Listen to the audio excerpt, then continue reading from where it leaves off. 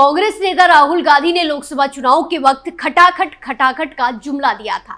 उस जुमले में कितनी सच्चाई थी वो आपको इस खबर में समझ में आ जाएगा, क्योंकि खटाखट सुविधाओं का वादा करने वाले राहुल गांधी कांग्रेस शासित राज्यों में जनता की जेब को खटाखट लूटने का काम कर रहे हैं। इस लिस्ट में सबसे ऊपर नाम है कर्नाटक का। जी हाँ, कर्नाटक में राहुल गांधी की खटाखट वाली योजना खूब चल रही है, वो भी जनता से पैसे लूटने के लिए। तो क्या कुछ है पूरा मामला जिसने कांग्रेस को चारों तरफ से फंसा दिया है, सब कुछ आपको हमारी स्पेशल स्टोरी में बताते हैं। नमस्कार, कैपिटल टीवी में आपका स्वागत है और मैं आपके साथ प्रिया बिस्ट। कर्नाटक में फिर से घिरी कांग्रेस सरकार, खटाखट जनता से पैसा लूट रही कांग्रेस। कर्नाटक में सिद्धारमैया की कांग्रेस सरकार ने महंगाई को चरम पर पहुंचा दिया है। कांग्रेस सरकार की नीतियों की वजह से आम लोगों का जीना मुहाल हो गया है। राज्य में कांग्रेस की सरकार बनते ही उत्पाद शुल्क, संपत्ति कर, stamp paper duty, road tax में बढ़ोतरी के साथ ही आम लोगों के लिए सबसे जरूरी बिजली और दूध की कीमतें बढ़ गई है। और अब राज्य की कांग्रेस सरकार बस किराए के साथ पानी पर ट्रैफिक बढ़ाने की तैयारी में है।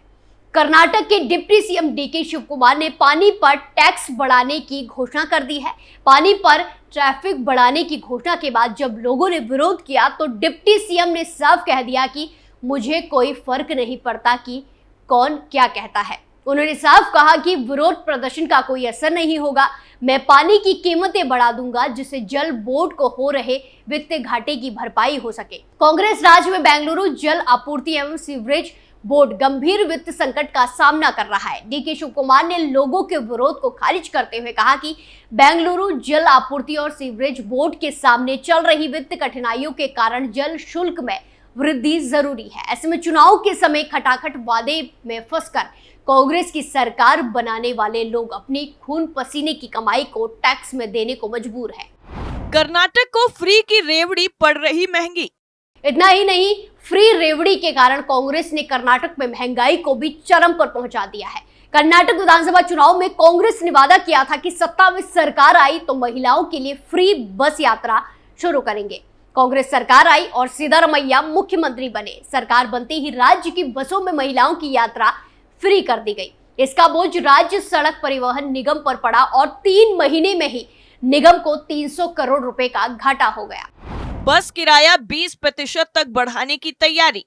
कर्नाटक में सरकारी बसों के किराए को 20% तक बढ़ाया जा सकता है। कर्नाटक राज्य सड़क परिवहन निगम KSRTC ने बताया कि पिछले 3 महीनों में उन्हें 295 करोड़ रुपए का घाटा हुआ है। KSRTC के अनुसार इस घाटे का कारण शक्ति योजना है। इस योजना के तहत राज्य में महिलाओं को फ्री बस सुविधा दी जाती है।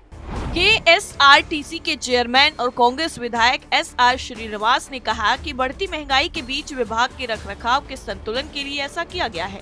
उन्होंने कहा कि 12 जुलाई को हुई बोर्ड की बैठक में किराया बढ़ाने का फैसला लिया गया। कांग्रेस विधायक SR श्रीनिवास ने कहा कि अगर हम पिछले 3 महीनों की बात करें तो निगम 295 करोड़ के घाटे में है। हमारे पास लगभग 8000 बसें हैं। सभी बसें 10 से 11 लाख किलोमीटर चल चुकी हैं। लगभग 450 से 500 वोल्वो बसें हैं, वो भी 20 लाख किलोमीटर चल चुकी हैं। इसलिए हमें नई वोल्वो बसें भी खरीदनी होगी। हमने बैठक में नई खरीद के बारे में चर्चा की है। इन सभी कारणों को ध्यान में रखते हुए और नई बसें खरीदने, पुरानी बसों के रखरखाव, बहुत सारे खर्चे हैं, इसलिए ये अपरिहार्य यानी जरूरी है कि किराया बढ़ाया जाए। हमें हर चीज का ध्यान रखना है। बेंगलुरु में 11 इंदिरा कैंटीन बंद। रेवड़ी कल्चर के कारण कर्नाटक की कांग्रेस सरकार कर्ज में अखंड डूब गई है।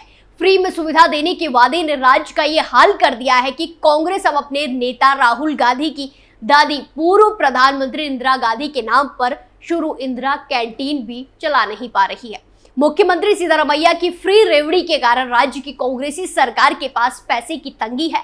इससे गरीबों को सस्ता भोजन उपलब्ध कराने के लिए शुरू की गई इंदिरा कैंटीन भी आर्थिक संकट में आ गई है। कैंटीन के ठेकेदारों ने बिलों का भुगतान न होने के कारण बेंगलुरु में 11 इंदिरा कैंटीनों में भोजन परोसना बंद कर दिया है। 17 जुलाई की रात में इन 11 कैंटीनों ने खाना परोसना बंद कर दिया।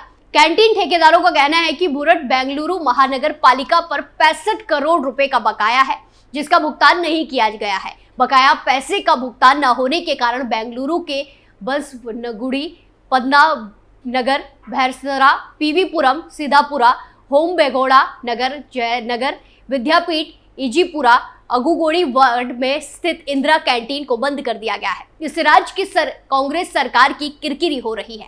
कांग्रेस अपने पूर्व प्रधानमंत्री के नाम पर शुरू पहल को भी ठीक से जारी रखने में असमर्थ है। जो इंदिरा गांधी कैंटीन बीजेपी शासनकाल में बंद नहीं हुई, वो कांग्रेसी शासनकाल में पैसे की कमी के कारण बंद हो गई है। नंदिन दूध के दाम में 3 रुपए प्रति लीटर बढ़ोतरी। कर्नाटक की कांग्रेस सरकार विकास के काम रोकने के बाद आम आदमी को महंगाई का झटका देने से भी गुरेज नहीं करती। कर्नाटक सरकार ने नंदिनी दूध के दाम में 3 रुपए प्रति लीटर की बढ़ोतरी करने का फैसला किया। अगर ये बढ़े हुए दाम दही, दूध पाउडर जैसे अन्य डेयरी प्रोडक्ट पर भी लागू होते हैं तो आम लोगों को परेशानी और भी बढ़ने वाली है। कर्नाटक में बिजली दरें लगभग 3 रुपए प्रति यूनिट बढ़ी। सिद्धरामैया के नेतृत्व वाली कर्नाटक की कांग्रेस सरकार मुफ्त बिजली का वादा कर आम आदमी की जेब काटने का काम कर रही है। सरकार ने नागरिकों को 200 यूनिट फ्री बिजली देने का वादा किया। साथ ही बिजली की दरें 2.89 रुपए प्रति यूनिट बढ़ा दी गई। अगर कर्नाटक के लोग 200 यूनिट स्लैब से ज्यादा बिजली खर्च करते हैं तो उन्हें अब 2.89 रुपए प्रति यूनिट की अतिरिक्त राशि का भुगतान करना होगा। इतना ही नहीं, कर्नाटक सरकार ने पेट्रोल डीजल के दाम बढ़ा दिए हैं। सरकार ने पेट्रोल की कीमत 3 रुपए प्रति लीटर, वहीं डीजल के दाम में 3.20 रुपए का इजाफा किया है। ये बढ़ोतरी कर्नाटक सेल्स टैक्स में बदलाव के बाद हुई है, क्योंकि राज्य सरकार ने बिक्री कर में 29.84% और 18.44% की बढ़ोतरी की है। कर्नाटक सरकार ने मोटर वाहन के साथ और भी कीमतें बढ़ाई। सरकार ने टैक्सियों, स्कूल वैन और बसों के साथ साथ वाणिज्य वाहनों पर कर बढ़ा दिया है। 15 लाख रुपए से अधिक कीमत वाले वाहनों के लिए कर में 15% की वृद्धि और 10 से 15 लाख रुपए की कीमत सीमा वाले वाहनों के लिए 9% कर की वृद्धि की गई है। सरकार को इस टैक्स बढ़ोतरी से 472 करोड़ रुपए की कमाई होने का अनुमान है।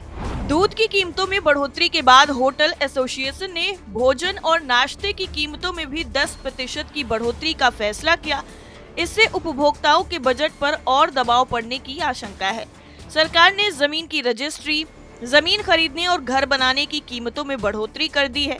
इससे इन प्रक्रियाओं के और भी ज्यादा महंगे होने की संभावना है और लोग इन क्षेत्रों में निवेश करने से हतोत्साहित भी हो सकते हैं। कर्नाटक सरकार ने संपत्तियों के मार्गदर्शन मूल्य में 15 से 30% की वृद्धि की। सभी स्लैब में भारत में निर्मित शराब पर 20% का अतिरिक्त उत्पाद शुल्क लगाया। बियर पर एईडी को 175% से बढ़ाकर 185% किया। नए पंजीकृत परिवहन वाहनों पर 3% अतिरिक्त उपकर लगाया। 25 लाख रुपए से अधिक कीमत वाले ईवी इलेक्ट्रॉनिक वाहनों पर आजीवन कर लागू किया और पंजीकरण की आवश्यकता नहीं वाले सभी दस्तावेजों के लिए स्टाम्प शुल्क में 200% से 500% की वृद्धि की। लेकिन हालत यह है कि प्रदेश में विकास के काम ठप हैं और कांग्रेस फंड की कमी से चुनावी गारंटी को ही पूरा करने में नाकाम साबित हो रही है। कांग्रेस सरकार ने गारंटी को पूरा करने के लिए दलित समाज के साथ भी धोखा किया। उसने अनुसूचित जाति और अनुसूचित जनजाति कल्याण योजना के लिए निर्धारित 14,000 करोड़ रुपए से अधिक की राशि को अपने चुनावी वादों को पूरा करने के लिए डाइवर्ट कर दिया है। सिद्धारमैया की आलोचना पर टीचर सस्पेंड। जब सिद्धरामैया की सरकार आती है तब राज्य पर कर्ज बढ़ जाता है। कर्नाटक में एक सरकारी टीचर की टिप्पणी चर्चा में है। इस फेसबुक कमेंट के बाद चित्रदुर्ग जिले के शिक्षक शांति मूर्ति एमजी को सस्पेंड कर दिया गया।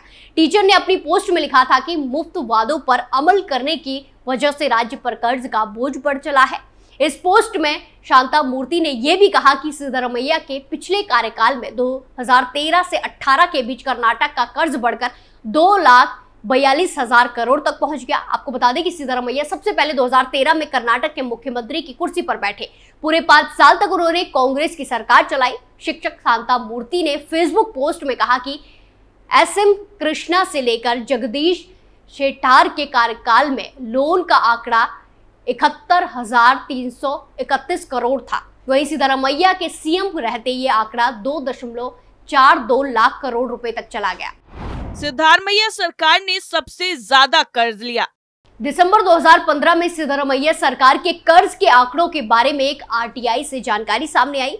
आरटीआई एक्टिविस्ट भिम्पा गदड़ की आरटीआई के जवाब में पता चला कि सिद्धरामैया सरकार ने अपने 22 महीने के कार्यकाल उस वक्त में 39,161 करोड़ 44 लाख रुपए का कर्ज लिया। ये तमाम पिछले रिकॉर्ड से ज्यादा था। वित्त विभाग ने आरटीआई का जवाब देते हुए बताया कि राज्य पर 1,05,584 करोड़ का कर्ज है। यानी कुल मिलाकर राहुल गांधी ने जो खटाखट जनता को देने की स्कीम बताई थी, वो अब जनता से पैसे ऐंठने की स्कीम बन गई है, जिससे कर्नाटक की जनता परेशान है। स्पेशल स्टोरी में फिलहाल के लिए इतना ही। बाकी तमाम खबरों के लिए देखते रहिए कैपिटल टीवी। नमस्कार।